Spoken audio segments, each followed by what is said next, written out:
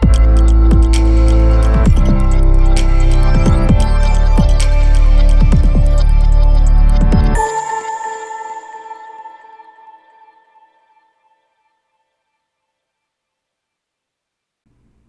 my name is Nisha Holmes. I'm a senior consultant on the experts team with Analysis Prime.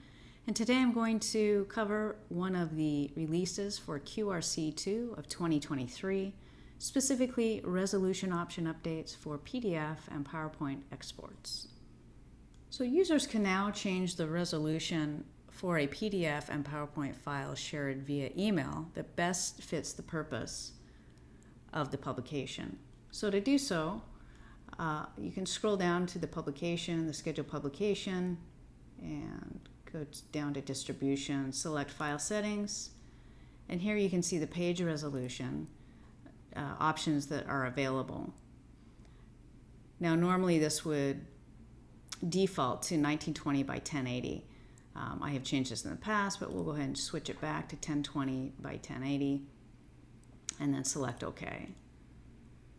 So now this will go out at that higher resolution to your email recipients.